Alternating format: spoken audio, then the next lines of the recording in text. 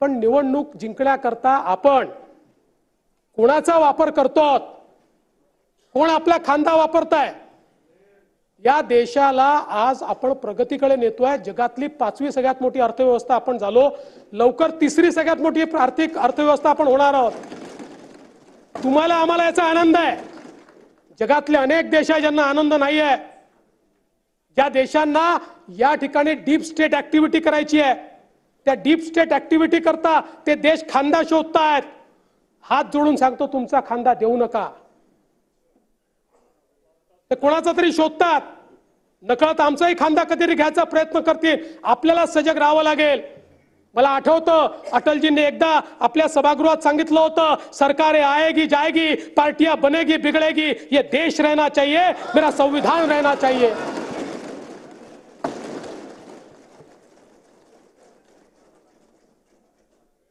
आणि म्हणून अध्यक्ष महोदय,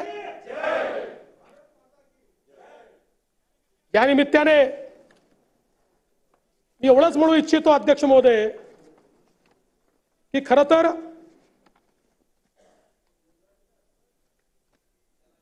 या ठिकाणी हे जे मॅन्डेट जनतेने आम्हाला दिलेलं आहे, कृपया मॅन्डेट स्वीकारा। जेव्हा तुम्ही मॅन्डेट नाकारता तो आमचा अपमान नाही आहे। आम्हाला तर भारताच्या संविधानाने इथे बसवलंय, पण त्याच संविधानाने ज्या लोकांना मतदान करण्याचा अधिकार दिलाय त्याचा अपमान या ठिकाणी करू नका, ही माझी तुम्हाला विनंती आहे। आज या निमित्ताने या चर्चेमध्ये अनेक गोष्टींचा उल्लेख झाला। काही सदस्यांनी मराठीला अभिजात भाषेचा दर्जा मिळाला याबद्दल आनंद व्यक्त केला। खरं म्हणजे परवा एका व्यक्तीने अतिशय चांगलं मला सांगितलं की मराठीला राजभाषेचा दर्जा हा पहिल्यांदा छत्रपती शिवरायांनी दिला होता।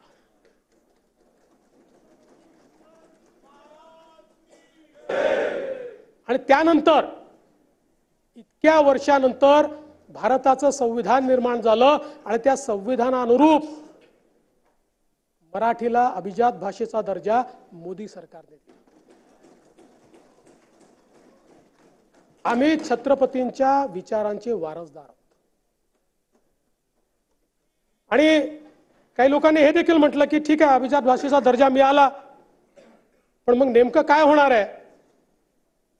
आणि म्हणून या निमित्ताने भाषेच्या विकासाच्या अनुषंगाने विविध उपक्रमांसाठी भाषा भवन उभारणे, मराठी भाषेतील ग्रंथ आणि साहित्याच्या प्रसारासाठी ग्रंथ उभारणी, देशातील विद्यापीठे किंवा अन्य संस्थांमार्फत भाषेचा प्रचार प्रसाराकरता प्रतिवर्षी निधी मिळणार आहे। मराठी भाषेतील विद्वानांसाठी दरवर्षी 2 राष्ट्रीय पुरस्कार त्या ठिकाणी दिले जातील केंद्र सरकारच्या वतीनं। मराठी करता आपण जसं centre of excellence for studies तयार करतो, अशा प्रकारे देशभरामध्ये मराठी करता ते तयार होईल।